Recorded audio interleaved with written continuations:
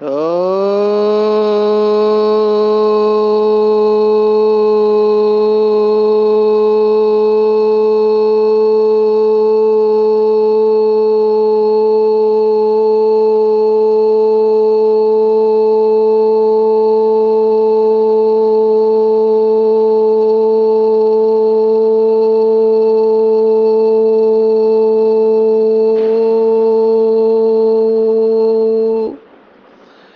शांति।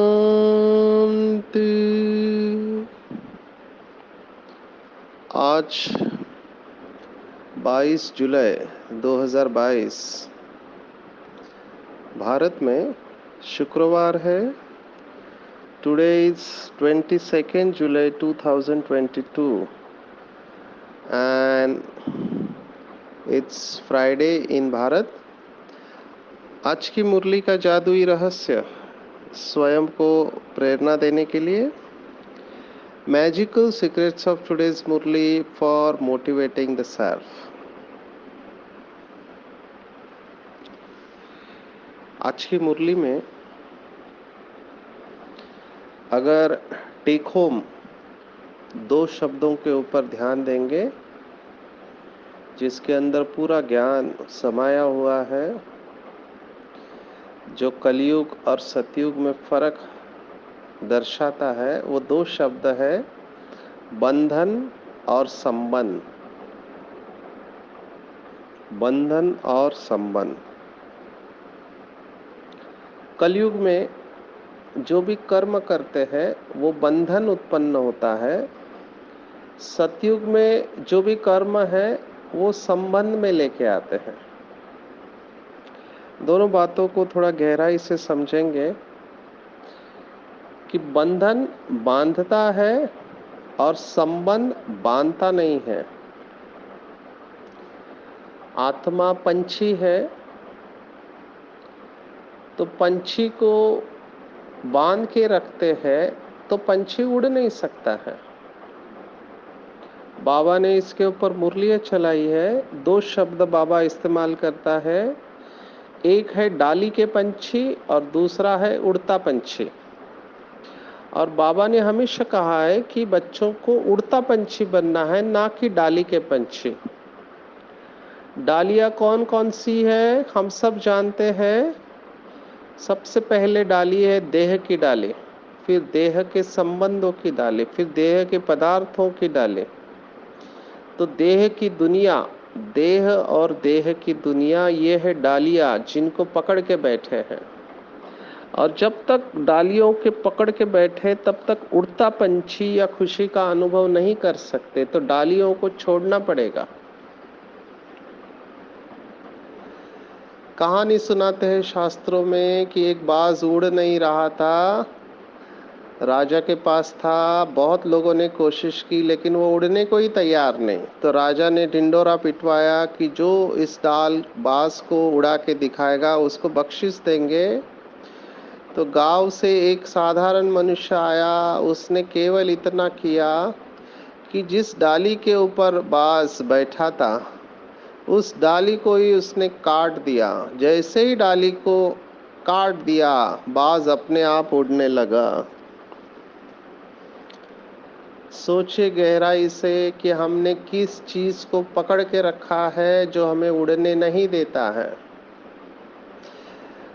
हमने बहुत सारी बातों को मन बुद्धि से पकड़ के रखा हुआ है जिसके अंदर हमको सुरक्षितता महसूस होती है। We feel secure.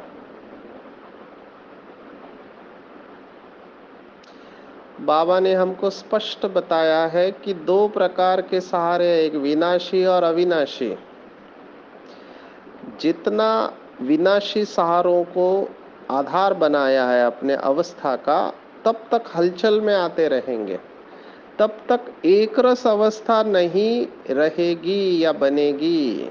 क्योंकि सहारा विनाशी है तो अवस्था भी विनाशी ही रहेंगी।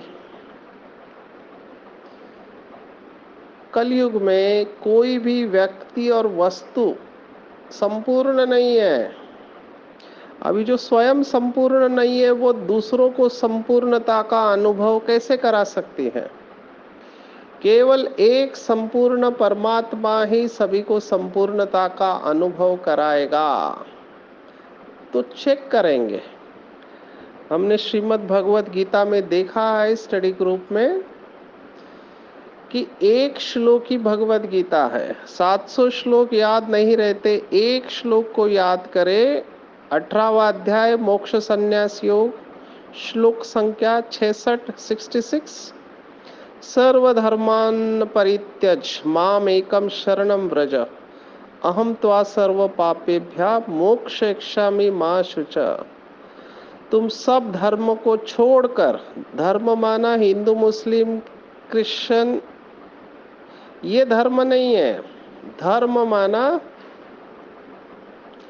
जो धारणाएं हमने बना के रखी है, जिसको आज के मनोविज्ञान में बिलीफ सिस्टम कहते हैं, बिलीफ, मान्यताएं। तो देह और देह के धर्म जो है, ये सब जो मान्यताएं इनको हमने पकड़ के रखा है, उन सब को छोड़कर मुझ एक के शरण में आओ। माम एकम शरणम व्रज, तब मैं तुम्हें सर्व पापों से मुक्त कर दूंगा। ये भगवान का वायदा है। और जो बच्चे बाबा के ये वायदा फॉलो करते हैं वो फायदे में रहते हैं। पूरा पुरुषार्थ इन दो शब्दों में ही है, पकड़ना और छोड़ना। पकड़ना और छोड़ना। प्रॉब्लम कब आता है कि जिसको छोड़ना है उसको पकड़ के बैठते हैं और जिसको पकड़ना है उसको छोड़ देते हैं। बुद्धि ऐसा डिसीजन देती है, कलयुग की बुद्धि है। आज बाबा ने भगवत गीता के 2 श्लोकों का रेफरेंस दिया है। एक है दूसरा सांख्य योग, जो दूसरा अध्याय है, सेकेंड बिगेस्ट चैप्टर, उसमें 41वां श्लोक है, व्यवसायित्मकता बुद्धि और अव्यवसायिक बुद्धि, माना एक निश्चयात्मक बुद्धि और एक अनिश्चयात्मक बुद्धि। बहुशाखा अनंताश्च, जिनकी बुद्धि बहुत सारे शाखाओं वाली होती है, यानी बुद्धि भटक रही है बहुत सारी बातों में, वो कभी एकाग्र नहीं हो सकते। और इसी आधार पर बाबा ने दूसरी जो बात कही है वो है माया बड़ी दुष्टर है। और ये श्लोक आया है 7वें अध्याय में, 14वां श्लोक है, मम माया दुरतया। और जो इस माया को जीतते हैं मुझे याद करके, तरंतिते मना, वो तैर जाते हैं। ऐसा 7वें अध्याय में ज्ञान विज्ञान योग अध्याय है, 14वां श्लोक है। मैं रेफरेंस इसलिए दे रहा हूँ क्योंकि कुछ बाबा के बच्चे पढ़े लिखे हैं, तुरंत भगवत गीता को खोलते हैं या फिर श्रीमद् भगवत गीता स्टडी ग्रुप में फिर से जाएंगे, दूसरा अध्याय और 7वां अध्याय फिर से सुनेंगे, ताकि मुरली हमको अच्छी तरह से समझ में आए।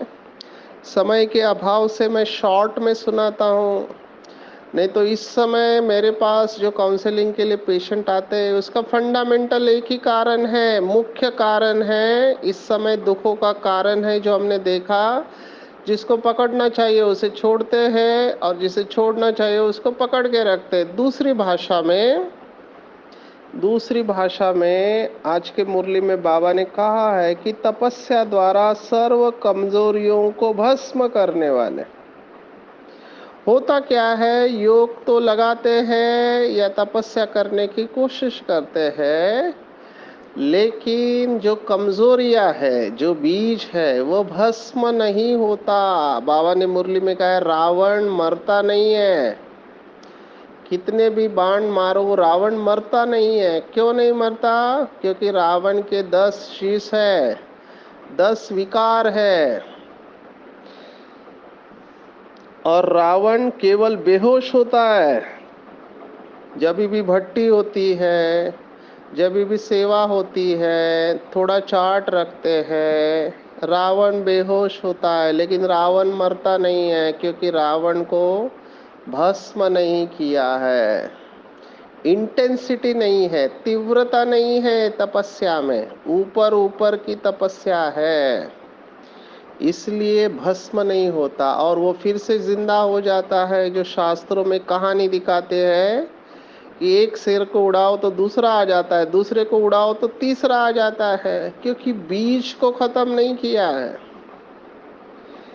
जिसको बाबा ने आज के वरदान में कहा है कि योग अग्नि में भस्म करना है, जो भी कमजोरियां है उनको भस्म करना है। तो दोनों बातों का नॉलेज चाहिए। एक, अपने अंदर की कमजोरियों का भी पता होना चाहिए। मोटे मोटे रूप में तो कमजोरी को पकड़ लेते हैं, लेकिन जो सूक्ष्म में कमजोरियां है उसको पकड़ने के लिए बहुत अटेंशन चाहिए। क्योंकि माया को दुष्टर इसीलिए कहा है कि माया को समझ नहीं पाते कि ये माया है। बाहर से दिखाई देता है कि ये दोस्त है, दोस्त लगती है। ऐसे लगता है कि ये देहधारी कितना अच्छा है, कितना अच्छा है, उससे सहयोग लेते हैं। अभी सहयोग लेना गलत नहीं है। बाबा ने एक शब्द इस्तेमाल किया था संडे की मुरली में, एक्स्ट्रा अटैचमेंट। ये एक्स्ट्रा जो है वही माया है, जहां पर बॉर्डर क्रॉस होती है माया है। पहचान नहीं पाते हैं और उसमें फंस जाते हैं। फंस गए तो भी उड़ नहीं पाएंगे। बाबा ने मुरली में कहा, एक है लोहे की जंजीर और एक है सोने की जंजीर।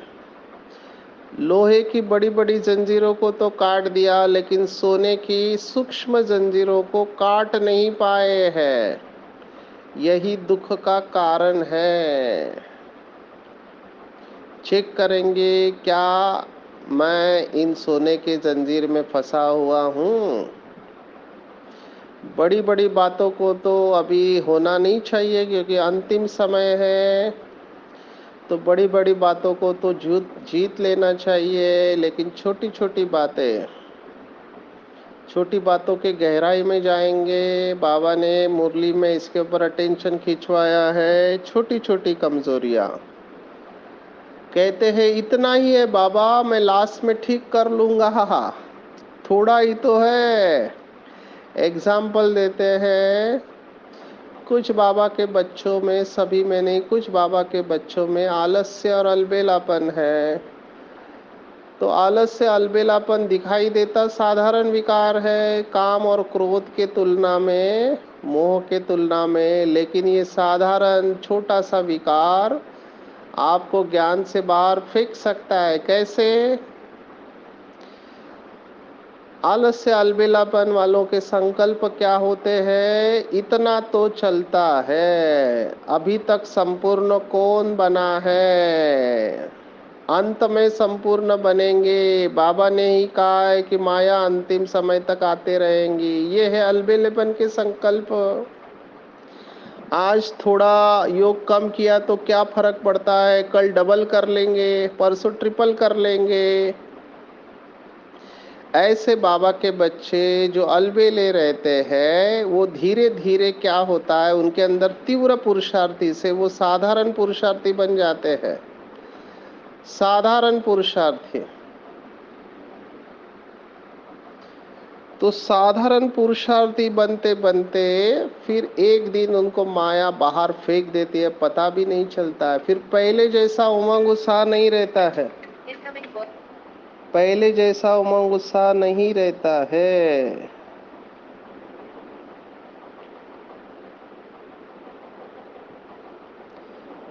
तो चेक करना चाहिए कि क्या मैं साधारण पुरुषार्थी हूँ या तीव्र पुरुषार्थी हूँ। इसलिए कहा कि मन बुद्धि को एकाग्र करना है। इस समय की सभी समस्याओं की जड़ जो मुझे दिखाई दे रही है कि संकल्प भावनाओं के ऊपर कंट्रोल नहीं है, जिसको बाबा ने कहा स्वराज्य अधिकारी। अधिकारी नहीं है। मन कहना नहीं मानता। मन को कहते हैं रुक जाओ, स्टॉप करो, लेकिन मन रुकता नहीं है। बाबा ने उदाहरण दिया मुरली में कि गाड़ी चलाते हैं, आपने समय पर ब्रेक नहीं मारा और आगे जाके ब्रेक लगा, यहाँ पर ब्रेक मारा और आगे जाके लगा, तो आप ठोक देंगे, इससे एक्सीडेंट्स होंगे और दुखी होंगे। यही हो रहा है इस समय दुख का कारण कि मन कहना नहीं मानता। पहले 10 संकल्प चलते थे, अभी 10 से ज़्यादा संख्या हो गई है। और विशेष बाबा ने अंडरलाइन कराया है कि जब सब कुछ अच्छा है तो ठीक है, लेकिन परिस्थिति जब आती है, पेपर आती है, उस समय संकल्पों की गति को चेक करना चाहिए। उस समय संकल्पों की गति धैर्यवत, और स्टॉप कहा तो स्टॉप हो जाए। आपने यहाँ स्टॉप कहा और आगे जाके रुकी, एक्सीडेंट होगा। तो इस समय हम देख रहे हैं कि लोगों के संकल्प बहुत चल रहे हैं। अच्छे अच्छे बाबा के बच्चे भी कंट्रोल नहीं कर पा रहे हैं। सेवा के भी संकल्प बहुत चल रहे हैं।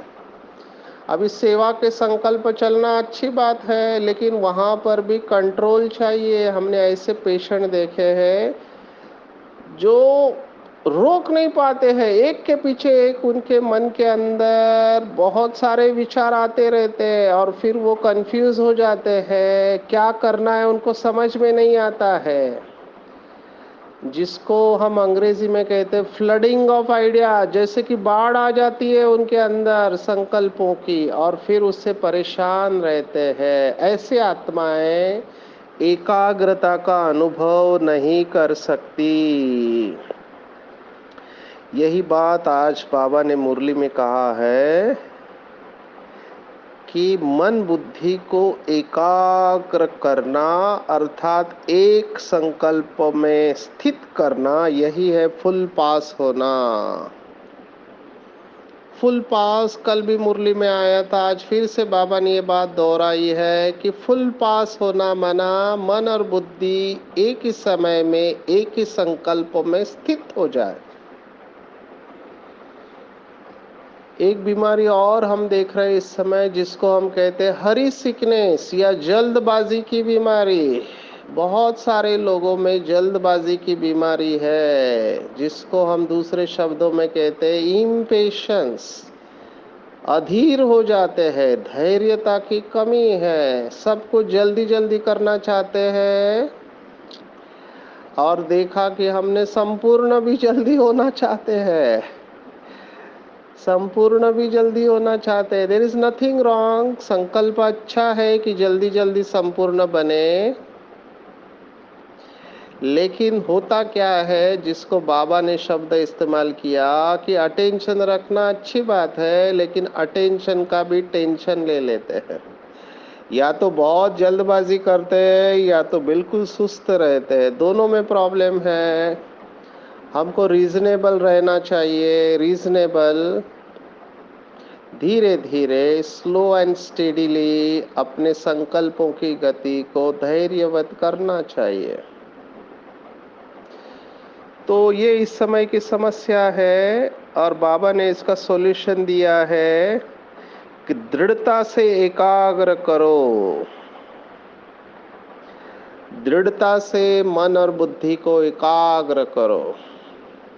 जैसे बुद्ध के बारे में बताते हैं, 5 साल साधना किया लेकिन सत्यता का पता नहीं चला, कहाँ कहाँ नहीं गए, सभी गुरुओं से मिले लेकिन कुछ नहीं मिला। आखिर में एक पेड़ के नीचे बैठ गए और उस समय संकल्प किया कि अभी जब तक मुझे अनुभव नहीं होगा तब तक मैं इस स्थान से उठूंगा नहीं। और वही समय था, बोधि वृक्ष के नीचे बैठे थे ड्रामा प्लान अनुसार। उस समय बुद्ध की आत्मा ने उनके अंदर प्रवेश किया। तो इतना दृढ़ता हमारे अंदर होनी चाहिए। अंग्रेजी में कहते हैं, कहावत है बहुत अच्छी अंग्रेजी में, when the student is ready master arrives. जब स्टूडेंट तैयार होता है तो मास्टर अपने आप आपके सामने खड़ा हो जाता है। आपको गुरु को ढूंढने की जरूरत नहीं है। कितने सारे बाबा के बच्चे अलग अलग मार्ग में गए थे, अलग अलग गुरुओं के पास गए थे, लेकिन अंत में वो शिव बाबा के पास आ गए, है ना। और वो अभी बहुत अच्छा अनुभव कर रहे हैं। क्यों?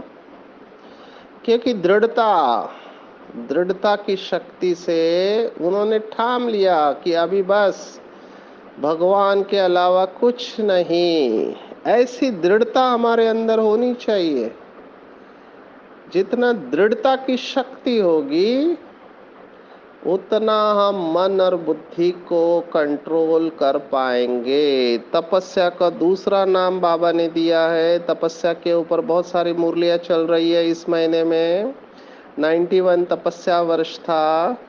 तो तपस्या की अलग अलग व्याख्याएं हम देख रहे हैं हर संडे की अव्यक्त मुरली में।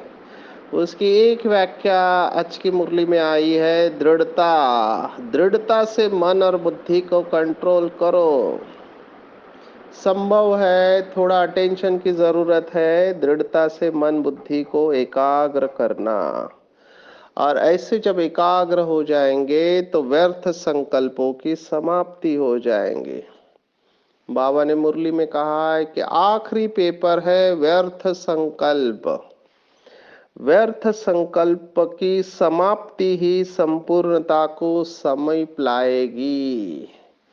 तो चेक करना चाहिए, क्या मेरे अंदर के व्यर्थ संकल्प समाप्त हुए हैं? व्यर्थ संकल्प समाप्त हुए हैं, चेक करना है।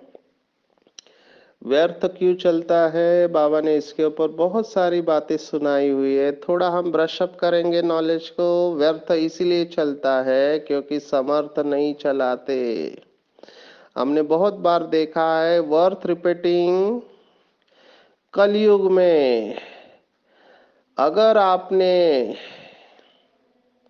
दृढ़ता से, अटेंशन से श्रेष्ठ संकल्पों की रचना नहीं की तो निगेटिव ऑटोमेटिकली चलेगा। ये वैसे ही है कि आपने धरनी में अच्छे बीज नहीं बोए तो जंगल का घास ही आना है। तो हमको जैसे लौकिक में कहते हैं ना, कुछ पाने के लिए कुछ खोना पड़ता है। अभी की कहावत है, कुछ पाने के लिए कुछ खोना नहीं पड़ता है परंतु कुछ बोना पड़ता है। तो बहुत अटेंशन से श्रेष्ठ संकल्पों का बीज बोएंगे। और जितना हमारे संकल्प स्वयं के प्रति, दूसरों के प्रति, ड्रामा के प्रति श्रेष्ठ होंगे उतना हमारी शक्ति बढ़ेगी और हम धीरे धीरे व्यर्थ संकल्पों के ऊपर विजय प्राप्त करेंगे। तो हमेशा समर्थ संकल्प करेंगे। मेरे पास बहुत पेशेंट आते हैं, उनकी एक ही कंप्लेंट रहती है। क्या कंप्लेंट रहती है कि डॉक्टर साहब हम बहुत कोशिश करते हैं फिर भी हमारे विचार रुकते नहीं हैं। मुझे ये प्रॉब्लम है, ये बीमारी है। बहुत बड़ी लिस्ट है, लंबी लिस्ट है। एकाग्रता नहीं होती है, मन शांत नहीं होता है, निगेटिव विचार चलते हैं, सिर दर्द होता है, कमर दर्द होता है, गुस्सा आता है, चिंता होती है। हमेशा मैं देखता हूं उनकी बातों में कंप्लेंट की लिस्ट लगी रहती है, असंतुष्टता की लिस्ट लगी रहती है। और मैं उनको एक ही अभ्यास देता हूं कि आज के बाद आपको ये बातें किसी को भी नहीं सुनानी है। तो पूछते क्या सुनाना है, तो मैं उनको कहता हूं अगर कोई आपको पूछे कैसे हो तो आपको एक ही जवाब देना है, पहले से बहुत अच्छा हूं, पहले से बहुत अच्छा हूं। और अपने आप से भी बात करना है।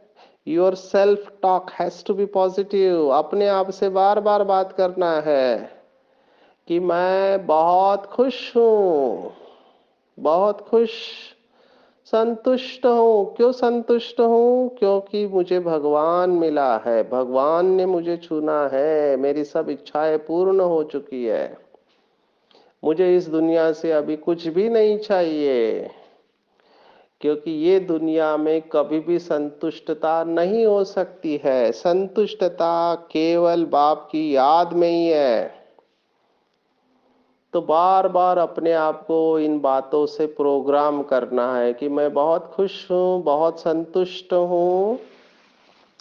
क्यों? क्योंकि भगवान ने मुझे चुना है। मैं महान आत्मा हूँ। केवल महान आत्मा ही भगवान को पहचान सकते हैं, खुद को पहचान सकते हैं, समय को पहचान सकते हैं।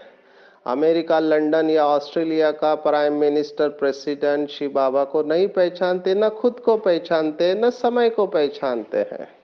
तो मैं महान हूँ, पद्मा पदम भाग्यशाली हूँ, मुझे सब कुछ मिल चुका है। बस अब उसी प्राप्ति में और नशे में खोए रहना है, ठीक है ना। और धीरे धीरे धीरे धीरे क्या करना है कि अपने आप को हिसाब किताब से चुक्त करना है। पुराने कर्म बंधन के हिसाब किताब कैसे करेंगे? तो आज उसका सॉल्यूशन बाबा ने दिया है कि समय की गिनती नहीं करना कि कितना समय बचा है, अभी मेरी उम्र इतनी हो गई या कलयुग को इतना समय बचा है, बिल्कुल नहीं सोचना है। अभी क्या सोचना है कि बाप के व स्वयं के गुणों की गिनती करना है। देखो, हमने कुछ दिन पहले भी देखा था, ये बेसिक बात है। अगर खुशी को बढ़ाना है तो जो प्राप्त है उसके बारे में धन्यवाद देते चलो। धन्यवाद, हर क्षण धन्यवाद मोड में रहेंगे तो अंदर से भरपूर होंगे। ये बहुत सूक्ष्म मनोविज्ञान है। हर चीज में धन्यवाद दो। अगर आपको पीने को पानी मिल रहा है तो भी धन्यवाद दो, बाबा मुझे पीने को पानी मिल रहा है। अगर आपको 2 वक्त की रोटी मिल रही है, धन्यवाद दो, बाबा मुझे 2 वक्त की रोटी मिल रही है। पहनने को कपड़े हैं, धन्यवाद दो कि मुझे पहनने के लिए कपड़े हैं, रहने के लिए घर है। और इसके अलावा और क्या चाहिए?